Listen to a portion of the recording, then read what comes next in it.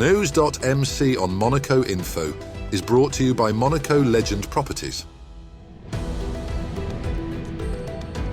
Our exclusive interview with the personalities making the Principality. My name is Maro Engel.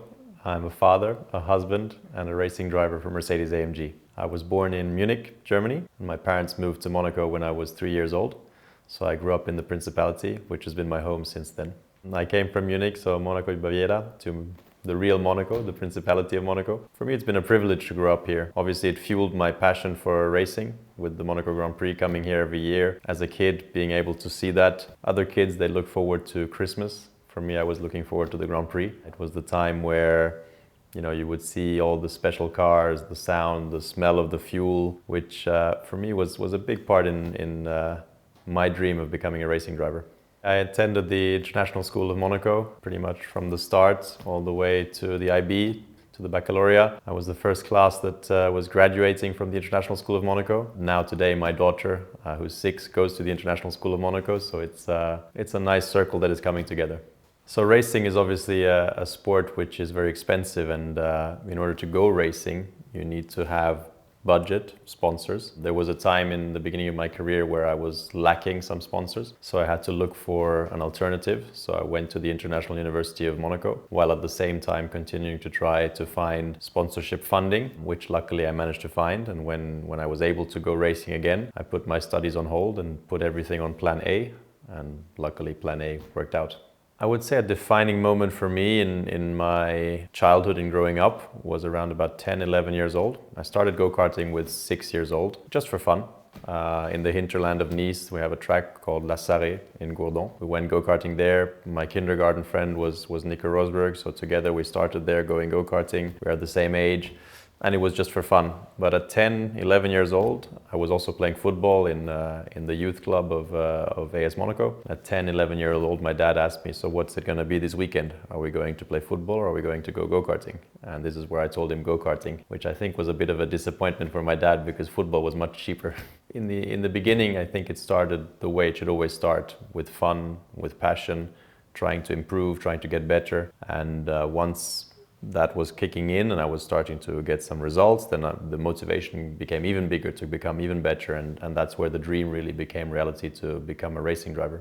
We were lucky at the time. We were not that many children in the class, so only Nico and myself had the dream of becoming a racing driver. We had some other kids that were dreaming of tennis, football, but in any case, for me, and especially today as a father, if you have something to focus on, a sport to focus on, it gives you an aim, something you're working towards. Even if in the end you don't manage to make this dream a reality, I think it teaches you so many valuable lessons for life that it's a really positive thing. And this is a culture that for me in Monaco is great. We have a great sports culture. Everybody likes sports, is into sports. A lot of children are practicing sports, all kinds of different sports, and this is something, I think is really, really special here. In sports and in motorsport in particular, you are learning every day. You're learning very early to be more professional than the other competitors, the other children. We have obviously all had fun and we enjoyed it, but already at 12, 13, 14 years old, you're trying to work smarter, better, more professional, try to work with your team. What can we improve? Can I improve my driving? Can I improve the setup of the go-kart? And the manufacturers, they start to look at you when you are then going into car racing and you are starting to deliver strong results. But they obviously take their time to make their selection because one good race doesn't make a champion yet. They want to see continuous strong results. And for me, that was main year for me in this term was the British Formula 3 Championship. Mercedes AMG then offered me a factory contract for the DTM for the following year. And that was my entry into professional motorsport. Growing up for me, as for most kids, my goal was Formula 1. I was seeing the Monaco Grand Prix. I was very fortunate in my childhood that here in Monaco, a lot of drivers, a lot of Formula 1 drivers, a lot of successful racing drivers were living here, one of them being Michael Schumacher. And as a German, our families became quite close friends very early on. I had a great friend, which was arguably the best racing driver of all time, or at least he was the best racing driver of his generation. This gave me a perfect view of how he was approaching his racing, how he was training, what he was doing, and how he was really going about motorsport.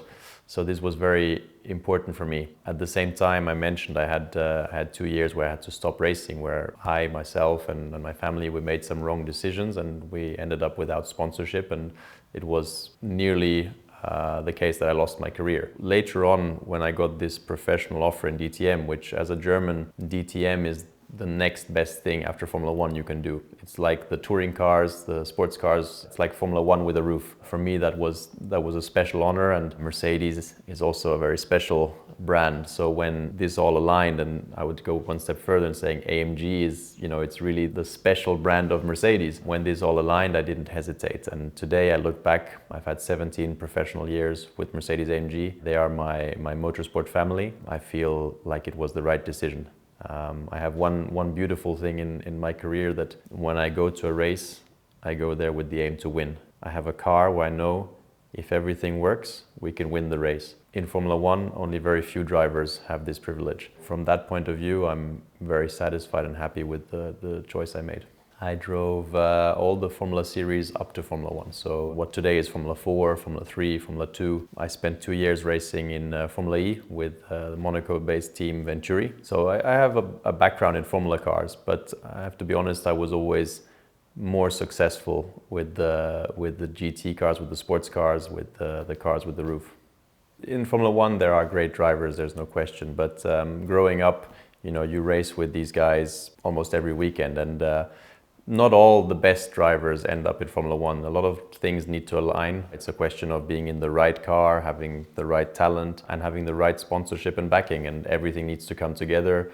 There needs to be seats available at the right time, and every now and again, some great drivers choose to go a different route. And today in motorsports, in any form of motorsport, I would say almost, the top level to be able to win is so incredibly high and is very specialized on this discipline that any driver from the Formula One grid today could come to race with us. I'm pretty sure they would not win straight away. The great drivers obviously have the talent to learn, to improve, and they will get there and they will win. But I think even today, if we take Max Verstappen, who arguably is the best driver at the moment in Formula One, he would struggle at the beginning to be right at the front. It's just so tight and so high level. Everyone is specialized. There are certainly many attributes that are important to be a successful racing driver, and there are many different types of characters that are successful: tall, short, and physical different characters, but also mentally and from the ability. But one thing which in the end is that you have a talent for the sport, and then as always hard work will always beat talent. If somebody arrives with talent and he works harder than the others, this is something I always believed, then you will beat the others. And I think Michael Schumacher was a great example for this. He had the talent obviously, and he was working harder than all the others. That is clearly one. As a racing driver, you need to be fast, but it's also about being able to drive the car very, very fast or at its limit without being at your mental limit. That you have the mental capacity still to think about the tires, the strategy of the race, how things are planning, how can I position my car, can I save maybe a little bit of tire life. Things like this will make the difference at the end, who wins the race and who doesn't. I never counted how many races I've won. In racing there's a saying, you're only as good as your last race. So fortunately I won my last race, but basically as soon as the race is done, you put it away and your focus is on the next race and you try to repeat the result or try to win again. The racetrack in Macau is considered by all racing drivers to be the biggest challenge in racing. Maybe only together with the Nürburgring Nordschleife, which is another legendary circuit. The famous Ayrton Senna once said when he was asked, well, after being world champion in Formula One, which is the track which was the most challenging for you? And he answered Macau. And I think from this moment on, for all drivers, winning in Macau became something special, because if you can win there, you're proving yourself on the toughest track. So for me, it's always been special like that. And yes, absolutely. I just recently won the 4th time now in Macau, which for us is the World Cup. So it's a very special title as well. Winning in Macau, you win the FIA GT World Cup. So very, very happy and proud to deliver this result again for myself, for Mercedes AMG, and winning in Macau for sure never gets old. And there is a parallel to Monaco, because I think in Formula One, it's Monaco. And outside of Formula One, it's Macau. I think it's somewhat comparable to the business world. You have a big team around you working, and everybody needs to do their job. Everybody is working in the same direction to achieve this one goal and one result. And at the end, I am the one behind the wheel who needs to deliver the result. Like maybe in a company, the CEO is the final one who has to make it happen. When he has all the information, all the work from his team that has been put together, you have everything there, and then it's showtime and you need to make it happen. And this, I think, is a little bit the racing driver's life. So we are nothing without our team. Every single person that is working there, from the tire technicians to the mechanics to the engineers to the physiotherapists to the management, everybody is there doing their part, and when it all comes together and is successful, it's the best feeling because you worked for it very hard as a team. For me, it's a dream job. It's the most beautiful job in the world. We are allowed to race incredible cars, follow our passion. As everywhere, if you want to achieve something, you need to work hard. At the same time, you need a lot of belief in yourself. In any sportsman's life, you have moments of doubt and you need to overcome them.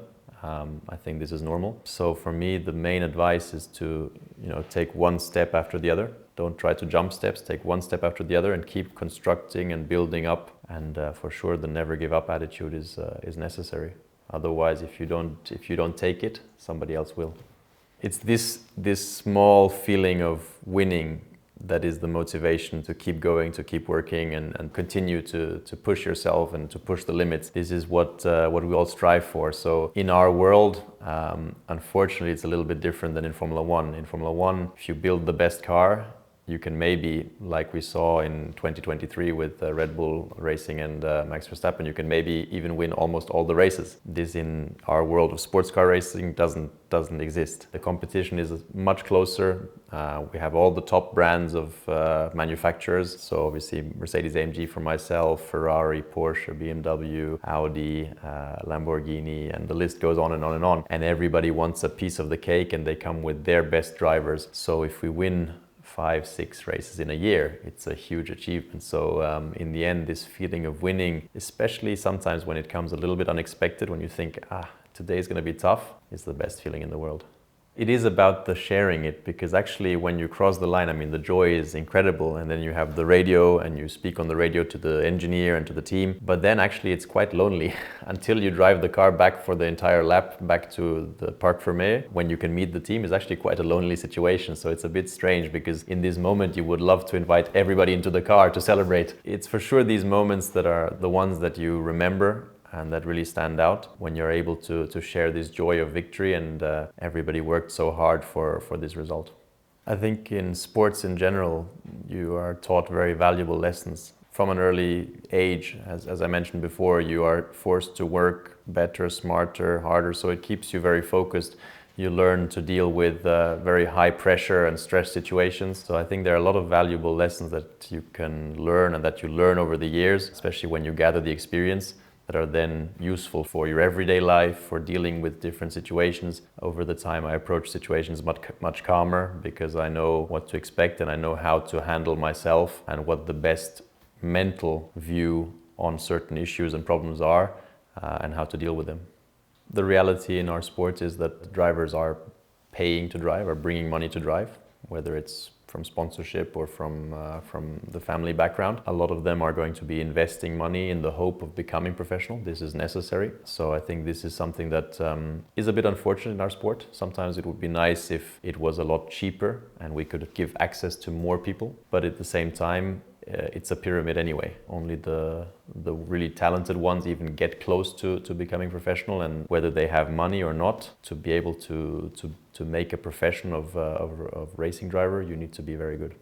In GT racing, in sports car racing, the age limit has always been higher. But even today in Formula One, we see with Fernando Alonso and Lewis Hamilton soon, drivers that are more than 40 years old, still driving successfully and fast. There is no rule. In the end, it comes down to your heart, your passion, and how much you're willing to fight for it, and still motivated to compete, which is, for me, something I've always loved. I love the aspect of competition, going to a place and competing against the best and trying to beat them, because the only way to be the best is if you beat the best. I just spoke to one of the drivers that recently retired, an Italian touring car and sports car legend, Gabriele Tarquini. He retired at 58 years old. I have nearly 20 years to go, so let's see if I make it as far as Gabriele, but for now I'm still very motivated, and as long as I can still deliver the results, I for sure have some more years to go. For sure, I also had moments of doubt, yeah. And as I mentioned, for me, the most difficult part was when I had to take a break for 2 years, because I had to take a break not only because we ran out of sponsorship, but one of the reasons we ran out of sponsorship was because we took a wrong decision, and it was difficult in that moment. And for sure, at this young age where you are not yet sure how good am I really compared to my competition, how good am I, how good are they, how much is the car, how much is me, there are some moments of doubt. The only way, I think, is to really keep trying. That's what I did, what I said to myself. Go again, and then in the end have success, and it's the only way to go forward. I played the celebrity match many years here in Monaco, and quite successfully, since I had a little bit of a football past. And I would say my level of football would have probably been good enough to become a professional. Maybe not in the first division, but in the second division maybe. When you're with the blind people, the one-eyed is the king. So when I was playing with some of the other drivers, I was very fortunate that it was a bit easier for me, and we had a lot of fun. Always a great atmosphere. It was always a great, respectful relationship with the start team from Monaco, obviously for a great cause, for charity. Obviously there I feel that it's starting to get a little bit harder with 39 years old. To play football is not the same than when you're 20, but for sure I will be there, and it will be a great pleasure, and I really hope that this match will continue to live for many years, because it's a big tradition of the Monaco Grand Prix. Well, we played with Charles, we played many years already in the Nazionale Piloti team. I was introduced to Charles when he was about 10 years old, and I was introduced to him with the words, "This is a very talented young karter, you know, he has a lot of talent, he can go a very long way." And so from this day I kept a close eye on his development. It's great to see, because he really is an incredible talent. I hope that they can give him a car that is able to fight for the World Championship soon, because I really believe that he can do it, and it would be great to see. In football, he's not bad, but I don't think he's good enough to make a profession for football, so for sure he made the right choice with a racing driver. I'm born in Germany, but one big part of my heart is Monegasque, and on this day I think we were all red and white. You know, it was a special day. It was a very well-deserved victory that he probably should have had many years before already. So I think it was a very special day, and we all enjoyed to see this victory. For me, Formula One is Monaco Grand Prix, and Monaco Grand Prix is Formula One. I think it's something that belongs together. Obviously, there are business interests in the motorsport world which need to be settled and agreed upon. But I think it's good for both parties that this deal is now signed, that there is very clear path for the future, and many more Monaco Grand Prix which continue to be legendary. I do various championships throughout the year. Today, the world of sports car racing, the world of GT racing is very big. There is probably a GT race happening on every weekend of the year, somewhere in the world. A lot of these races are with gentlemen drivers, good gentlemen drivers, or young aspiring professionals. And in my case, Mercedes AMG decides on which are the most important races that we want to go to, and they will send factory support, the driver, myself, engineers, some financial support to the teams to try to obtain the victory in these key events. And this for me represents around about 25 to 28 race weekends a year. So it's from the US to Asia, obviously a lot in Europe during the summertime, but also all the way down to Australia. So it's a very diverse calendar with big highlights throughout the year, throughout all stages of the season, which today ends 10th of December. And the season restarts with the Daytona 24 hours end of January. So it's a very short off season and a very full calendar. In terms of costs, it's hard to put a number down, because you're putting various championships together, but you are talking above 10 million. There are some very good drivers that have a big passion for the sport, and that maybe left driving at young age and went on to be successful businessmen, and that come back later on in their careers, in their lives, to come back to enjoy racing again. So we have, and this is very important, we have a big amount of customers that are doing racing for obviously all the right reasons. This is how racing once started, that it was really an enjoyment. And actually this year we are celebrating 130 years of Mercedes motorsport, and it goes back to the very first automobile race, which was in 1894, and this was purely gentlemen drivers. That's where the term comes from as well. The great thing about GT racing is that we mix gentlemen drivers We have a lot of professionals racing against each other at the key events, but we have the best gentleman drivers in the world also racing against each other, and they will choose maybe not 25 races, maybe they will choose 8 or 10 races, one championship which they will compete in. And obviously there's a cost, but they're willing to invest that for the right reasons and for the passion they have for the sport. So for me, Monaco is the perfect place as a sportsman and as a racing driver.